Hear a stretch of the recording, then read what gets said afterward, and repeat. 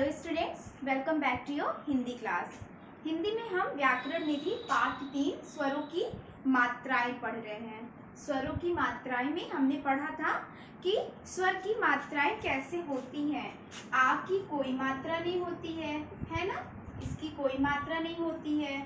आ की मात्रा ये होती है, ई की मात्रा ये होती है, ई की मात्रा ये होती है, आ ई ऊ की मात्रा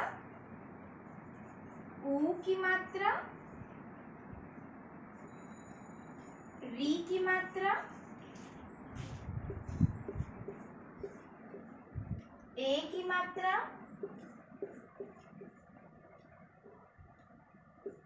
ए की मात्रा, ओ की मात्रा, औ की मात्रा। ये हमने पढ़ा था मात्राओं के बारे में, है ना।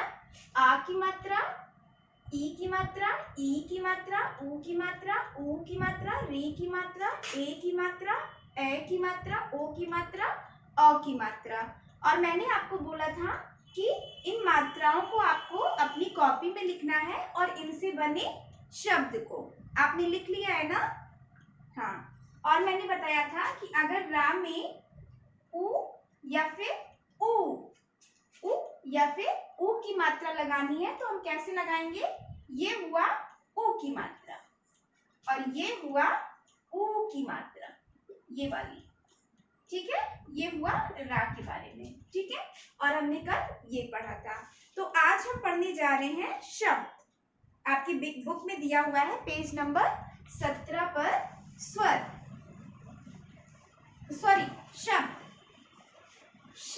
शब्द के बारे में आज हम पढ़ेंगे कि शब्द क्या होते हैं। अध्यापिका, बच्चों आप इसी तरह मात्राएं तथा वर्ण मिलाकर 3 शब्द लिखिए। तो मानसी ने क्या लिखा, ला का मा। तीन शब्द लिखने थे मात्राओं को मिलाकर। तो मानसी ने लिखा ला का मा, लका, रले गाड़ी और जनावर। मानसी ने लका, रले गाड़ी, जनावर लिखा। तो इन शब्दों का कोई सार्थक अर्थ है? आप बताओ, इन शब्दों का कोई सार्थक अर्थ है? नहीं, इनका कोई अर्थ नहीं है। लकम, रले गाड़ी, जनावर, बिल्कुल नहीं, ये सब गलत है। हमें ऐसे शब्द लिखने हैं 3 शब्द जिनका कोई अर्थ हो, सार्थक शब्द हो वो। तो ये क्या हो गया, मानसी को लिखना चाहिए था कलम। मानसी क्या लिखना चाहती थी, कलम, रेलगाड़ी, जानवर। कलम, रेलगाड़ी, जानवर, ये क्या है, सही शब्द है, सार्थक शब्द है।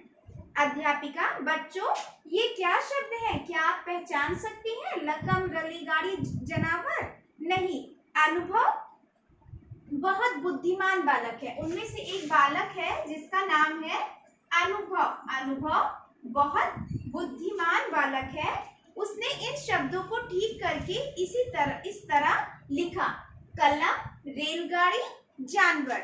इन शब्दों को ठीक करके, ये जो गलत शब्द थे, इन शब्दों को ठीक करके अनुभव ने क्या लिखा, कलम, रेलगाड़ी, जानवर। क्या लिखा, कलम, रेलगाड़ी, जानवर। अध्यापिका कहती है शाबाश, शाबाश। जब हम सही स्थान पर वर्ण लिखते हैं, यहाँ पे गलत स्थान पर वर्ण लिखे थे। जब हम सही स्थान पर वर्ण लिखते हैं और सही जगह पर मात्रा लगाते हैं तभी सार्थक शब्द बनते हैं। जब हम सही स्थान पर वर्ण लिखते हैं और सही जगह पर मात्रा लगाते हैं तभी सार्थक शब्द बनते हैं, है ना। जब हम सही स्थान पर वर्ण लिखते हैं और सही जगह पर मात्रा लगा है तभी सार्थक शब्द बनते हैं। तो यहाँ पे क्या हुआ था, लकम। अब ये सही वर्ड सही स्थान पर नहीं लिखा हुआ है, इसीलिए ये गलत हो गया। अब हम इसको व्यवस्थित करेंगे। क्या होगा ये, कलम। और यहाँ पे एक ही मात्रा तो लगी है, लेकिन एक ही मात्रा ए की मात्रा गलत जगह पर प्रयोग हुआ है, ला पे प्रयोग हुआ है। हमें किस पर प्रयोग करना था, रा के ऊपर ए की मात्रा। तो ये हो गया रेलगाड़ी। ऐसे यहाँ पर आ की मात्रा लगी है लेकिन ना के बगल लगी है, तो इसका कोई अर्थ नहीं है, इसीलिए हम सही जगह पर प्रयोग करते हैं। ठीक है, तो जब हम सही स्थान पर वर्ड लिखते हैं और सही जगह पर मात्रा लगाते हैं तभी सार्थक शब्द बनते हैं। वर्णों के जिस मेल का कोई अर्थ ना हो उसे शब्द नहीं कह सकते। वर्णों के, अब इसका कोई अर्थ है नहीं है, तो इसे हम कोई शब्द नहीं बोल सकते। ऐसे ही आपकी बुक में एग्जाम्पल दिया है हमल, इसका कोई अर्थ है नहीं। महल का अर्थ है महल, महल। अब महल नाम सोचते ही बड़ी इमारत सामने आ जाती है ना, महल। तो वर्णों के जिस मेल का कोई अर्थ ना हो उसे शब्द नहीं कह सकते। जैसे हमल वर्णों का मेल तो है पर इसका कोई अर्थ नहीं है। हमल वर्णों का मेल तो है, ये तीन वर्णों का मेल है, लेकिन इसका कोई अर्थ नहीं है। हमल का कोई अर्थ नहीं है। किसका अर्थ है, महल का, महल। इसीलिए यह शब्द नहीं है। महल शब्द सुनते ही हम एक सुंदर इमारत की कल्पना करने लगते हैं, इसलिए यह शब्द है। महल का उच्चारण करते ही हम एक सुंदर इमारत की कल्पना करते हैं, इसीलिए इस शब्द का अर्थ है, यह एक सार्थक शब्द है। अगला है वाक्य। जैसे वर्णों के सही मेल से शब्द बनते हैं वैसे ही शब्दों के सही मेल से वाक्य बनते हैं। जैसे का, ला, मा। अब इस तीनों को हमने जोड़ा तो एक शब्द बना, है ना, कलम। अब इस शब्द का कोई अर्थ है ना। ऐसे ही जब शब्दों को जोड़ते हैं, शब्दों को जोड़ते चलते हैं तो एक वाक्य बनता है, लेकिन क्या हो, वो शब्द जो जोड़े आप उसका कोई सार्थक अर्थ हो, है ना। जैसे वर्णों के सही मेल से शब्द बनते हैं वैसे ही शब्दों के सही मेल से वाक्य बनते हैं। जैसे जाता राम खेलने है। अब ये क्या है, ये सारे शब्द हैं। जाता राम खेलने है, जाता राम खेलने है। क्या ये सही वाक्य है, सार्थक वाक्य है? नहीं। इन शब्दों का मेल कोई भी अर्थ नहीं बताता है। आइए इन शब्दों को इनकी जगह बदल कर देखें। तो जब हम जगह बदलेंगे तो क्या होगा, यहाँ पे जब हम इसका जाता राम खेलने हैं, इसका सही वाक्य क्या होगा, राम खेलने जाता है। अब इन शब्दों को मिलाकर एक सार्थक वाक्य बना। इन शब्दों को मिलाकर एक सार्थक वाक्य बना। यहाँ पे शब्द तो मिले हुए थे लेकिन इनका कोई अर्थ नहीं था। अब हम इसका अर्थ निकालने के लिए सही जगह पर इसको लिखेंगे। राम खेलने जाता है। अब ये क्या है, सही वाक्य है। इन शब्दों का मेल कोई भी अर्थ नहीं बताता है। इन शब्दों को इनकी जगह बदल कर देखें। राम खेलने जाता है।